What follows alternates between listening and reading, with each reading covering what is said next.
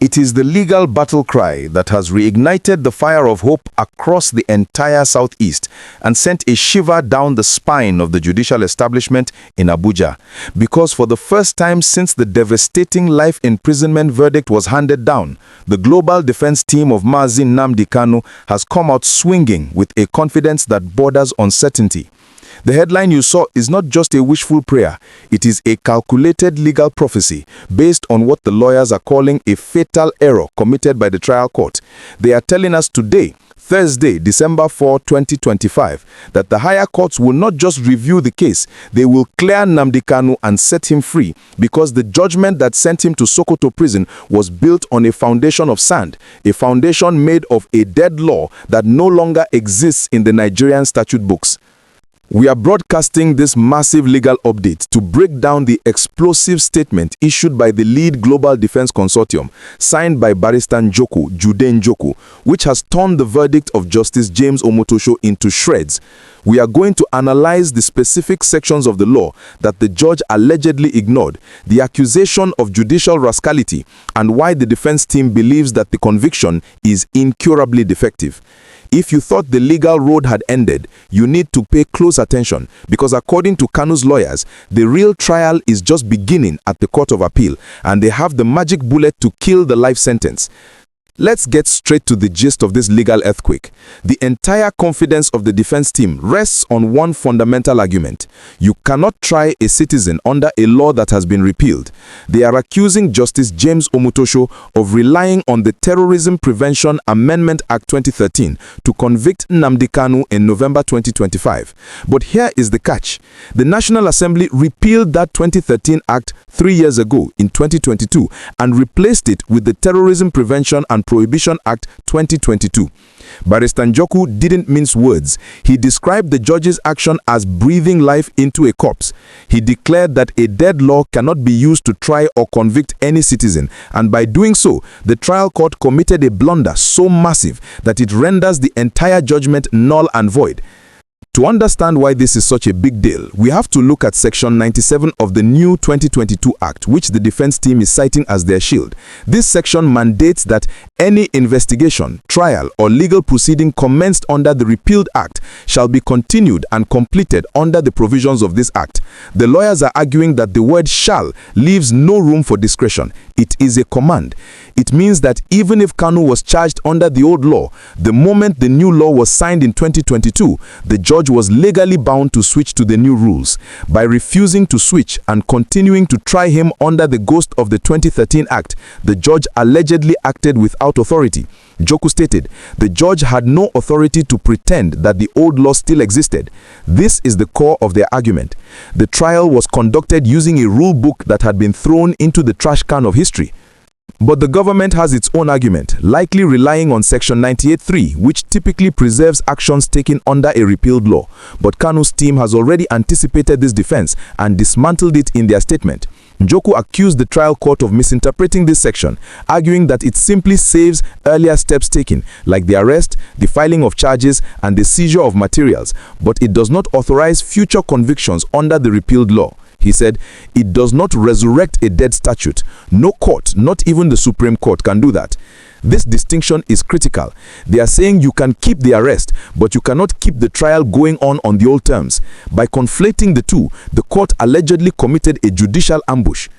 The language used by the defense team is unusually harsh, which tells you how angry and confident they are. They describe the ruling as judicial rascality taken too far. They allege that what happened on November 20 was not a trial, but a script that was predetermined. Njoku claimed that the court chose convenience over law and politics for her justice. This accusation of political bias is heavy. It suggests that the judge was under pressure to deliver a conviction at all costs, even if it meant breaking the rules of the legal profession. They are warning that if this judgment is allowed to survive, it sets a precedent for tyranny, where any Nigerian could be woken up tomorrow and convicted under a law that was abolished 10 years ago. It creates a legal anarchy where the courts become co-agents of government reprisal rather than arbiters of justice. If you are finding this breakdown of the legal battle insightful and you want to follow every step of this appeal as it moves to the higher courts, please take a second right now to smash that like button and subscribe to the channel, because we bring you the details the mainstream media often misses. The defense team has confirmed that they have already filed the appeal, and they are not just hoping for a reduced sentence, they are expecting a total discharge. They expressed optimism that the Court of Appeal will overturn the conviction because the error is so glaring. Njoku added a profound warning. We trust that the higher courts will correct this embarrassing distortion of the law. But even if they do not, history has already taken note of what happened in broad daylight. This is a challenge to the judiciary's integrity. They are putting the appellate judges on notice that the world is watching to see if they will uphold a dead law or uphold the Constitution. This legal confidence also feeds into the political narrative we've been tracking. Remember Governor Alex Otti's visit to Sokoto and the talk of a political solution. While the politicians are working on a pardon, the lawyers are working on an acquittal. If the appeal court agrees with Njoku that the trial was a nullity, then Nnamdi Kanu doesn't need a pardon. He needs an apology. An acquittal is far more powerful than a pardon because it says you did nothing wrong in the eyes of the valid law.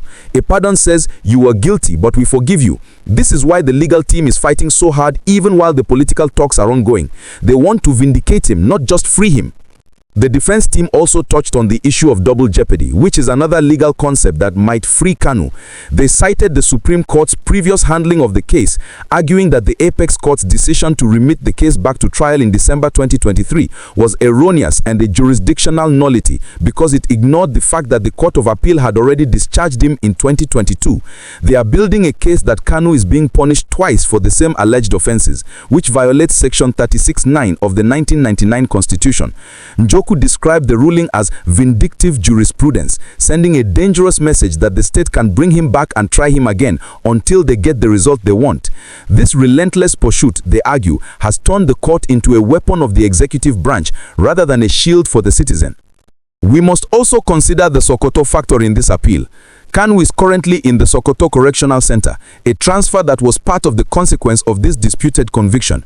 If the conviction falls, the justification for holding him in a maximum security prison in the northwest evaporates instantly.